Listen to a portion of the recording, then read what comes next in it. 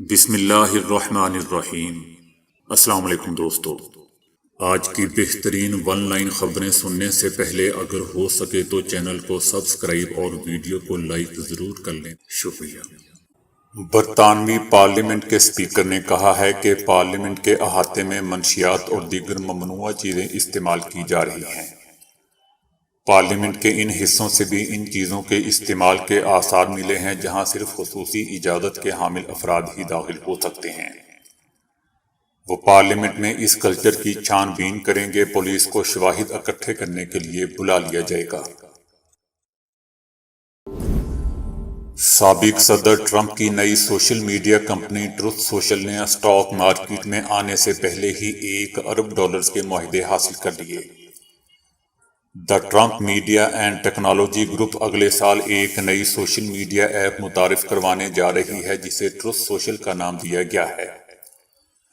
یاد رہے دوستو کہ اس سال کے آغاز میں فیس بک اور ٹویٹر نے ٹرمپ کے اکاؤنٹس پر پابندی عائد کر دی تھی، اور یہ اسی کا رد عمل ہے۔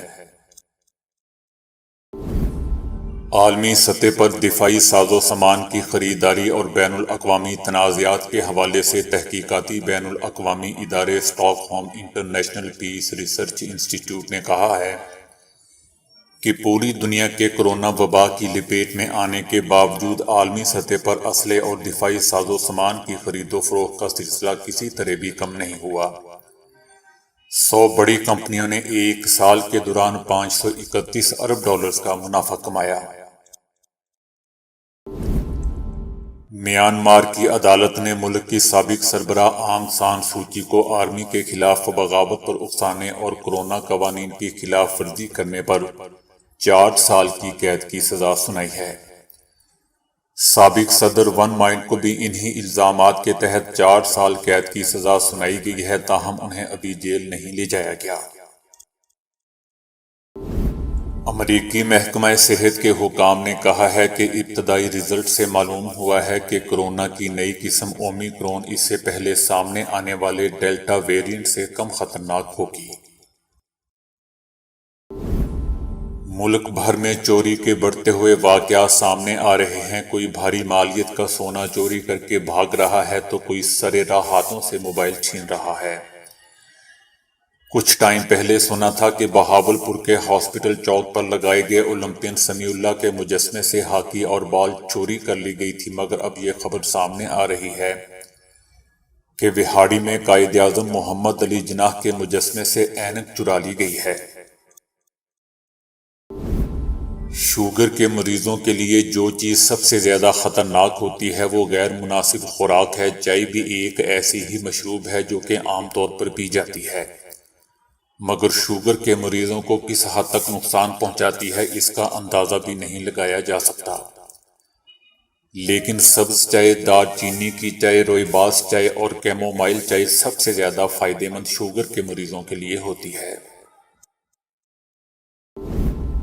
بھارت کے شہر ایودھیا میں ہندوؤں کے ہاتھوں تاریخی بابری مسجد کی شہادت کو 29 برس بیت گئے ہیں۔ 29 سال قبل 6 دسمبر کو ہزاروں کی تعداد میں ہندو انتہا پسند ایودھیا پہنچے تھے، جن کی قیادت آج بھارت میں برسر اقتدار جماعت بھارتیہ جنتا پارٹی کی قیادت نے کی تھی۔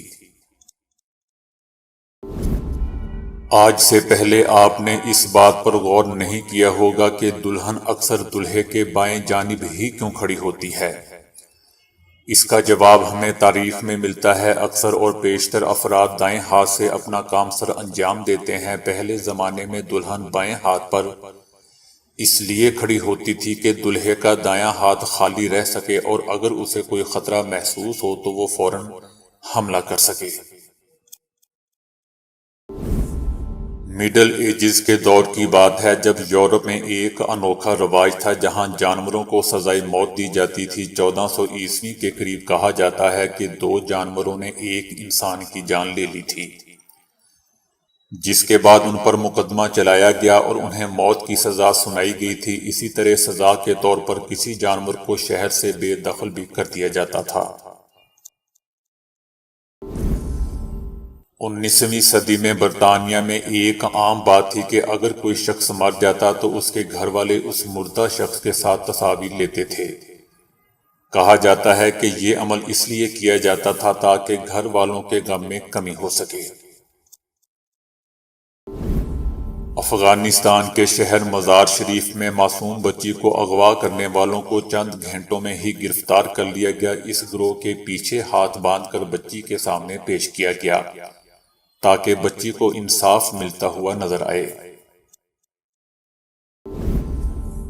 افغان محکمہ خزانہ نے ملک میں سب سے زیادہ تنخواہ طالبان کے امیر ملا ہیبت اللہ کی رکھی ہے، جو 2,28,750 افغانی ہے۔ افغانستان کے وزیر اعظم کی تنخواہ 1,98,250 افغانی، وزراء کی تنخواہ 1,37,250 افغانی کرنسی میں رکھی گئی ہے۔ امریکی صدر جو بائیڈن اور روسی ہم منصب پیوٹن نے یوکرائن کے مسئلے پر مذاکرات کے لیے رضامندی ظاہر کر دی ہے۔ امریکی صدر جو بائیڈن اور روسی ہم منصب پیوٹن منگل کو ویڈیو کال پر بات کریں گے، جس میں یوکرائن کا مسئلہ زیر غور آئے گا۔ پاک آرمی کا ہیلی کاپٹر سیاچن میں گر کر تباہ ہو گیا، جس کے نتیجے میں 2 فوجی افسران شہید ہو گئے۔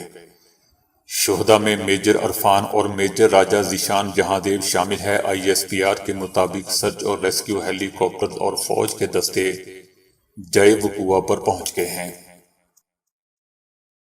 تو دوستو ابھی کے لیے اتنا ہی۔